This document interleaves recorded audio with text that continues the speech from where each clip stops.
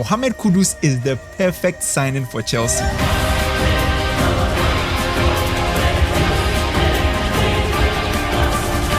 I actually got news this afternoon that Mohamed Kudus might just be on his way to Chelsea, and I was blown. This news came out of nowhere. Literally, we knew that potentially he may not have been happy with the situation at West Ham just because of how poorly West Ham did last season. You know, the whole tumultuous relationship that Kudus had with the manager. There's a lack of stability right now with the Hammers. They had a whole lot of signings coming in the off-season. It looked like, West Ham could potentially push on from what was a very good season in his first season, with David Moyes there. But obviously with the manager that signed him, David Moyes, leaving the club at the end of the season, and a new manager coming in, it was obviously going to ruffle some feathers from either party. And so we ended the season with Kudus not hitting the heights he managed to hit last season. And then we heard rumors about potentially, Saudi interest. We also heard news about potentially him signing for one of the top two clubs in England, in Liverpool and Arsenal. But for whatever reason, neither club seems to have seen the true value of a player of the level of Mohamed Kudus. And now it looks like Chelsea have expressed interest. And honestly, it is literally the perfect signing for both clubs. Let me explain why. So for Chelsea, he fits the profile immensely. He is young, he's extremely talented, he has a very high ceiling. His wage bill won't necessarily be the highest in the league. I don't think he'll be demanding anywhere near, the likes of Osimhen, with the 300,000 pounds a week demand. It will probably be somewhere in the 100,000 range, because I'm not sure he's earning that much from West Ham. And you are getting a player of incredible quality. Literally, the best dribbler, statistically the best dribbler in the league, Mohamed Kudus, joining your front line, and there are obvious gaps in that front line right now. Nkunku going, Joao Felix potentially leaving, we have Mudryk, potentially facing a ban. Right now, as things stand, Chelsea only have two out-and-out wingers, Pedro Neto, and Noni Madueke, because Sancho also has left, and so it leaves a big gap for Chelsea to fill in those wide areas.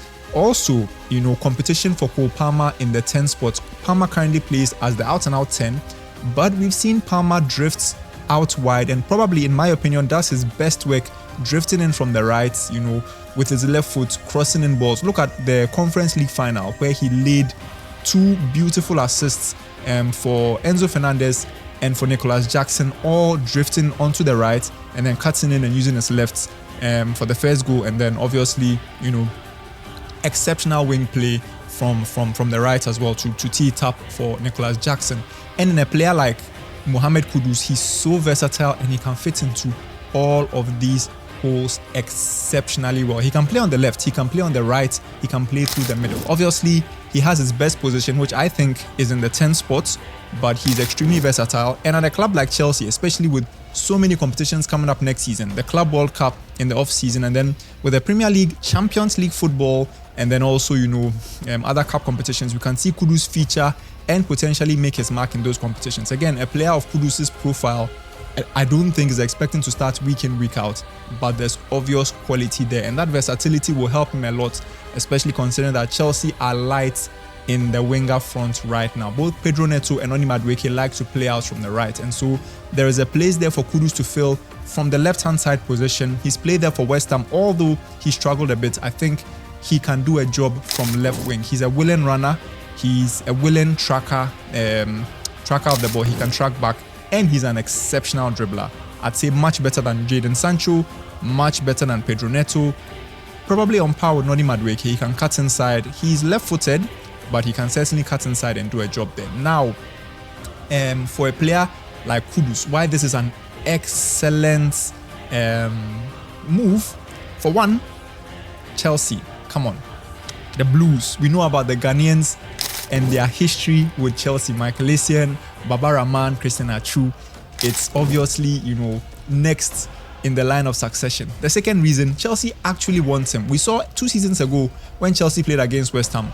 Kudus was the best player on the pitch. West Ham ended up losing 5-0 on the day, but after the match, you could see the Chelsea coach at the time was Mauricio Pochettino go up to Kudus, have a conversation with him. Obviously, Chelsea were impressed by despite being on the losing team and a team that were, struggling on the day, Kudus was far and away the best player.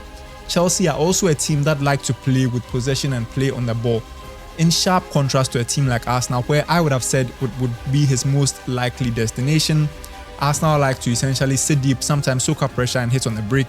Chelsea are a possession team. Maresca is building a possession style of play, and that style of play fits Kudus exceptionally. He also gets to play in the Champions League. Now, let's not get it twisted, right? Kudus playing for West Ham. I've always had my reservations about a player of Kudus' quality and Kudus' ability playing for a team like West Ham. No disrespect to West Ham, honestly. No disrespect to West Ham. But when he made the move, and despite him shining in his first season, I raised concerns. I have a video on my TikTok channel. You can check out my TikTok if you haven't already, Oyibo Sports.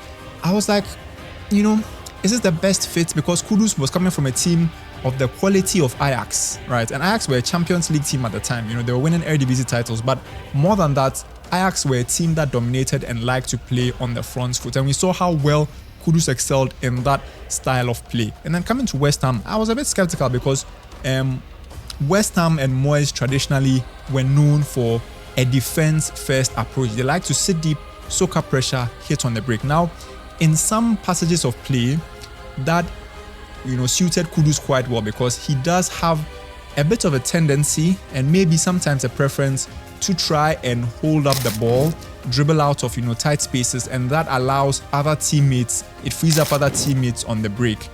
And of course, with a team that plays defensively, sometimes you need a player that can take pressure off a back line.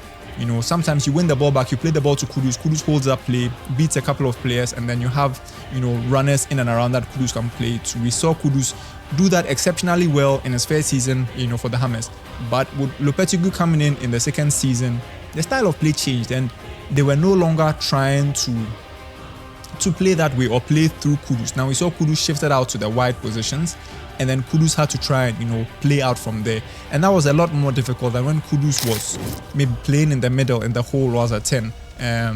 So a different system and a different style of play that necessarily didn't suit this ability that Kudus has. Now Chelsea, even though Chelsea are a possession dominant team, obviously that this may sound a bit contradictory, but sometimes, especially when you are under the cosh for some of these big games, we've seen players like Palmer struggle to hold up play, players like Jackson struggle to always hold up play, or more often than not make the most sensible decision with balls like that. I think that's another area that Kudus could excel in for Chelsea. But I think in a possession heavy or possession dominant team, I think Kudus will probably excel even more, because he has this very good ability to play through the lines. He's a very good dribbler, so he can dribble out of tight spaces and sometimes create chances out of nothing. I mean, leaving West Ham will be a big jump, honestly, but it's a jump I think he's ready for. I think he's one of the best players in Africa right now, and I think West Ham are on a bit of a downward trajectory, right? They had a whole lot of signings, in the off-season last year, very, very good signings, but I don't think they have anywhere near that ability this time around. There's no European football for the Hammers, and even with Moyes' departure, he was leaving off the back of a kind of a disappointing season for West Ham. So even though Kudus' signing and Kudus' performances were quite good, West Ham on a whole, season on season, have been dropping down the ranks. And I think right now, especially if West Ham want to try and rebuild, they need to sell some of these exceptional assets. Kudus probably being the biggest one. Lucas Paqueta would have been the biggest one if he didn't have this potential ban for betting over his head. And I think that's another reason why Kudus wants to leave. For both parties it works. Kudus leaving because they won't have potentially some of their best players moving forward, and also West Ham needing to cash in on him so that they can rebuild in a way where they are not so close to the relegation zone next season as they were this time around.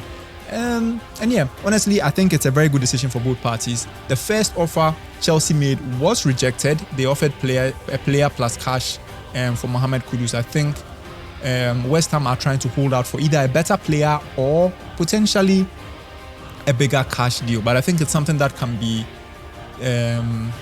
I think can be worked out, if I'm being honest, because Chelsea have a lot of good young talent that I think West Ham could be interested in. Joao Felix is still a Chelsea player. Imagine Joao Felix playing for West Ham. That would be crazy. But yeah, Joao Felix is somebody that they can use to barter a trade deal. Keenan Dewsbury-Hall was somebody they already offered to West Ham. I think he fits the West Ham mold very well. Maybe they up the cash offer a bit, and Dewsbury-Hall also adds to that. And they also offer the keeper, Robert Sanchez, as well.